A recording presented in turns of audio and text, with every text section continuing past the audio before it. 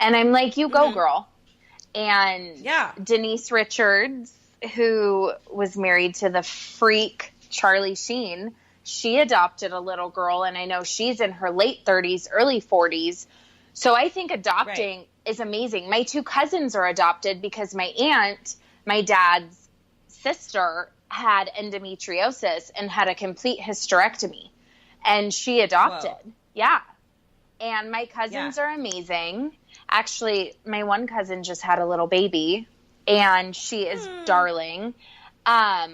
And freezing your eggs, I mean, what medicine has come to is incredible. It's absolutely incredible. I mean, it really just makes it so that truly we just have truly more options. Like the idea that, I'm just going to put my eggs away for a little bit, so if I want to have a baby later, I have that available to me. Well, and it was actually on an episode, don't judge me, of the Kardashians. And girl, I watched the Kardashians, guilty pleasure. Seriously. And Kourtney's like, I just want to explore my options, blah, blah, blah.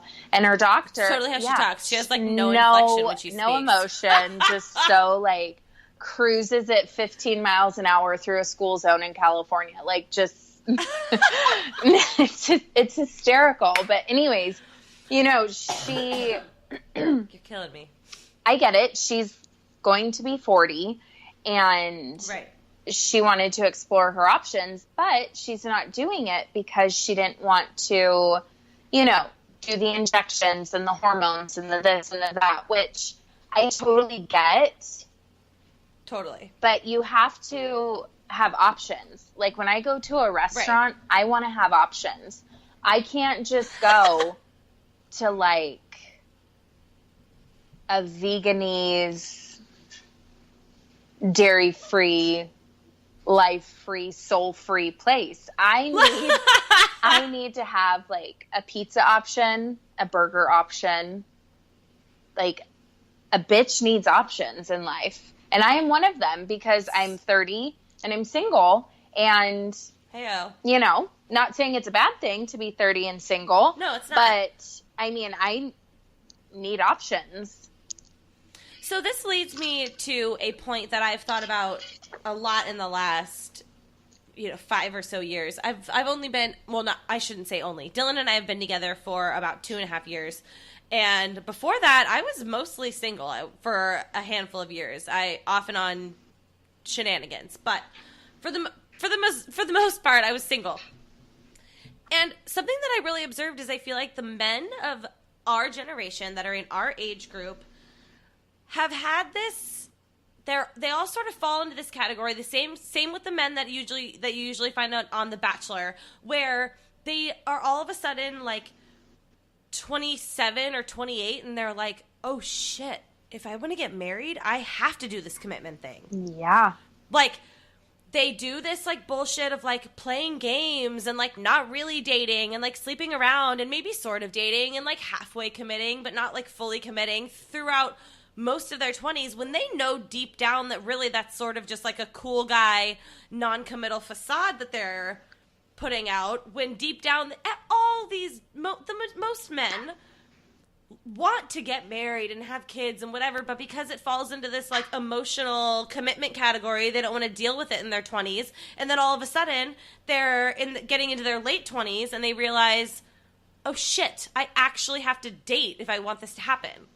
Yeah, and that ends up screwing up all of us ladies who are sitting around through all of our 20s not finding somebody to commit. Well, and then you meet a woman like me who is independent, lives alone, and takes care of herself, and is a fucking badass.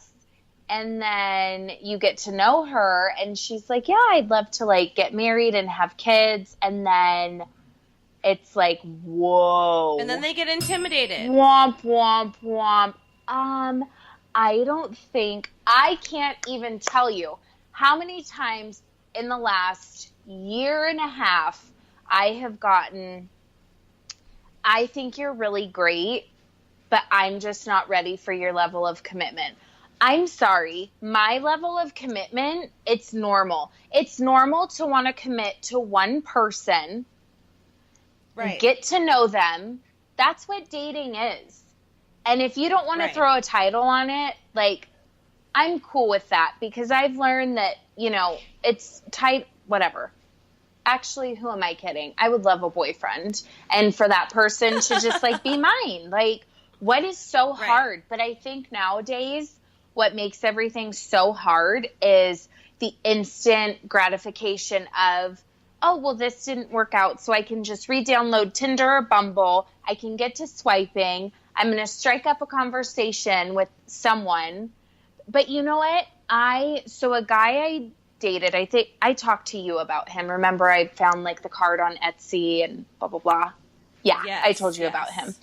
And we, like, deleted our Bumbles together. And he was, like, clueless. Like, how do I do this? Blah, blah, blah. So I'm like, oh, okay. I have two brothers. I'm the ultimate FBI investigator. So it took me, like, 2.5 seconds to just scroll and read these messages. And I'm like, you have no game, first of all. Like, wow. So we Wait, but you found he was talking to other people? Yeah, like, which is fine, because, I mean, I was talking to other people, too. Well, right. But we had just, like, we just came to the resolution, like, we just want to date each other. Let's date and get off of, or let's delete our Bumbles. And I've, like, read I've gone through my, like, friends' Tinders and Bumbles, and guys truly have no game. It's like online bullies, like, for celebrities. They literally do not know how to communicate. And I think that's what's wrong is, like, when I meet someone, I'm just like, hey, this is what I bring to the table. This is what I want, blah, blah, blah. And I've learned now, like, working with one of the girls in my ortho office, she's like, girl, you just have to have fun. And I'm like, but girl, my eggs are dying, and I'd love to give my parents grandkids. And she's like, I know, but girl, like, just go and have fun. So now I'm like, you know what? Fuck it. If it's meant to be, it'll be. And, whatever. If it happens, great. If not, I mean, I'll just adopt or do something. Right. And, like, again, like, this whole, like, timeline that's sort of, like, put on us, we actually went to school with quite a few people that sort of fell into that same formula that our parents did, where a decent amount of kids that we went to school with, got married at 22, 23, and have already had all the kids they're going to have. Like, popped out 3 kids, and here they are living their lives with their children and their husbands. Yeah. Or it's bonkers. They had kids and they're divorced, and yep, that's also a thing. Or they've had kids and weren't ever with exactly the BD, the person either. Yeah, right. The BD for sure. The BD, which is just crazy to me. And before I moved back to Reno, I had a very in-depth conversation with my cousin, who is married with 2 little boys, and she was like, it's crazy because there's just no norm anymore. There is no norm. You can do things the old-fashioned way and get married and have kids, but you can also have a baby, then get married. And she's right. There is no norm. I mean, and we're just in a different time frame now. Not time frame, but we're just in a different space. And I think that so much of that, not only has obviously dating culture changed completely because of technology and this and that and whatever, but also the mere fact that we are in a time where we can't just run out and just start a job that's going to be our career job, where we're just going to have a salary, where we can just, like, go out and buy a house and get married and have kids and do all of these things in this timeline, because the financial stability is not there. We don't live in a world where that is so simple these days. Right. It's like, I mean, I don't know necessarily your parents' stories, but I know that, like, within my parents' situation, like, they were living their lives like adulty adults, like in a home, career, job, salary, all this stuff. Like it was no big deal by 23 having me at 24. Well, my dad's a couple older. He's a couple years older than my mom. My mom. That's true. And you are the baby. My mom was 28 when she had me. She had my 2 older brothers. My dad was 34. And, you know, I think they had dated for like. But still, even 28 is younger than both of us. Totally. To be having her third kid. Right? I know. It's insane. Like when I look at my birth certificate, I'm like at 28, I was like finishing up ultrasound school and had no idea what I wanted to do with my life, and got a job at a dermatology office. And here I am working in an orthopedic office, not doing ultrasound, living in Reno, Nevada. So it's just crazy, like how different my life is compared to where my parents are. I mean, same thing with like you and Dylan. You guys live across the country. Yeah, absolutely. So my parents were lucky enough where they were able to, just through connections, my dad was able to get into his career without finishing his bachelor's even, and that's not even something that anybody could even really do this day and age, you know what I mean? And so, yeah, I have a master's. I took a lot more time to get education and all these things and teach. And so the career trajectory is a lot slower, I feel. Totally.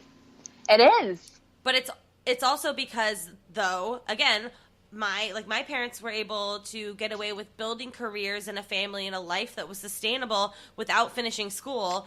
We are now in a generation where you have to finish school. Oh no, you better have a bachelor's, and you should probably also have some additional school on top of that. Oh, absolutely. I went out. It's a different game. Totally.